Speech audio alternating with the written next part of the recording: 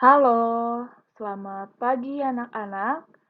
Selamat berjumpa kembali. Pada minggu ini, kita masuk ke dalam pembelajaran tema 6 subtema 3 mengenai giat berusaha meraih cita-cita. Mari kita ikuti dan simak video penjelasan materi dengan baik. Pada pembelajaran hari ini, yaitu IPA, kita akan mempelajari tentang pentingnya pelestarian makhluk hidup bagi lingkungan sekitar kita. Tahukah anak-anak bahwa sampah telah menjadi masalah lingkungan yang semakin sulit diatasi? Ya, sampah plastik telah menutupi beberapa samudera dan mengakibatkan kerusakan lingkungan yang serius. Akibatnya, banyak hewan laut yang mati karena memakan sampah plastik tersebut. Salah satu cara yang dilakukan masyarakat kini adalah dengan gerakan daur ulang sampah plastik. Tujuan mendaur ulang sampah plastik adalah untuk memperpanjang usia pemakaian barang, sehingga kita tidak perlu membeli untuk sementara waktu. Dengan demikian, jumlah sampah dapat dikurangi. Dengan melakukan penghematan penggunaan barang dari alam, kita telah melakukan usaha pelestarian makhluk hidup di sekitar kita. Keanekaragaman makhluk hidup telah memberikan manfaat bagi kehidupan manusia atau makhluk hidup lainnya.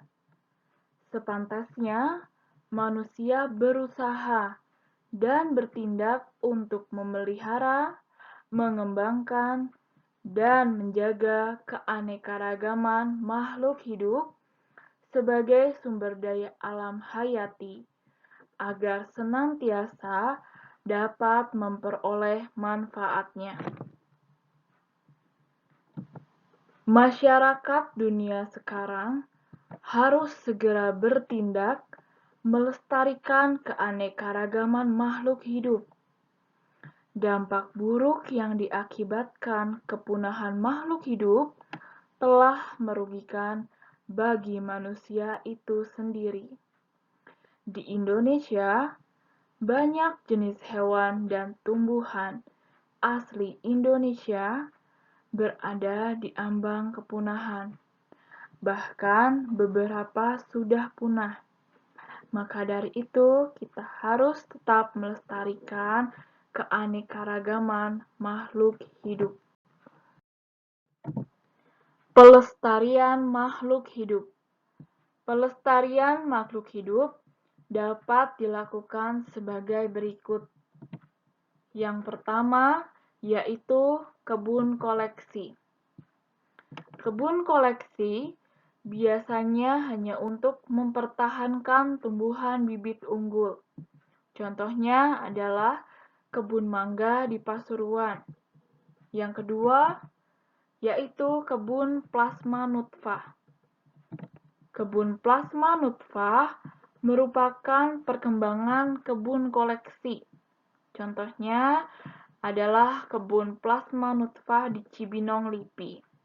Dan yang ketiga adalah kebun botani, terkenal dengan nama Kebun Raya Bogor, yaitu suatu lahan yang ditanami berbagai jenis tumbuhan, berfungsi sebagai sarana wisata dan pendidikan bagi pengunjung. Adapun upaya pelestarian hewan. Upaya yang dilakukan adalah sebagai berikut. Yang pertama, menangkar hewan langka dengan cara mengisolasi hewan tersebut. Yang kedua, mengambil telur-telur hewan untuk dibantu menetaskannya. Yang ketiga, memindahkan hewan langka ke tempat yang lebih cocok. Yang keempat, membuat undang-undang perburuan. Dan yang terakhir, yang kelima, yaitu menindak tegas para pelanggar dengan memberikan sanksi hukum sesuai hukum yang berlaku. Sumber daya alam hayati berupa tumbuhan dan hewan yang menjadi sumber makanan manusia. Selain itu, tumbuhan dan hewan berperan untuk menjaga keseimbangan alam.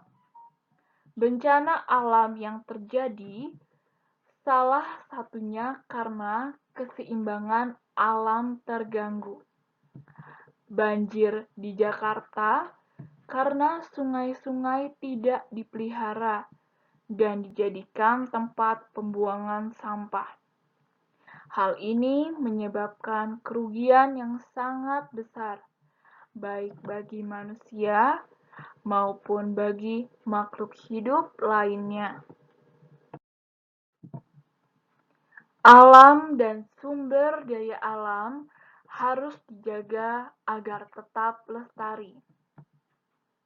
Semua orang dapat melakukan sesuatu untuk menjaga dan memeliharanya. Jika alam rusak, manusia dan makhluk hidup lainnya akan kehilangan tempat tinggal dan sumber kehidupan.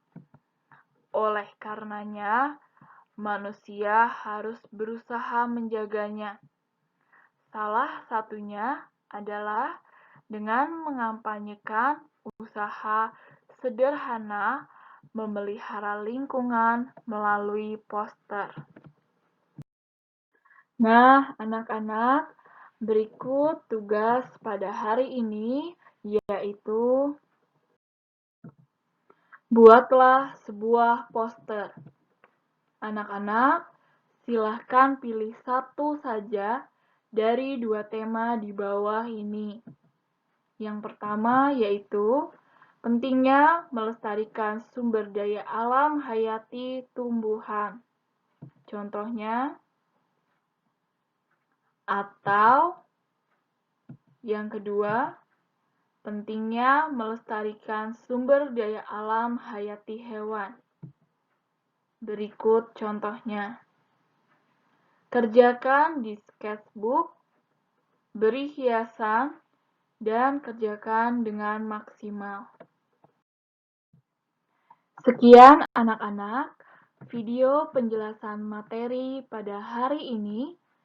Terima kasih dan selamat belajar.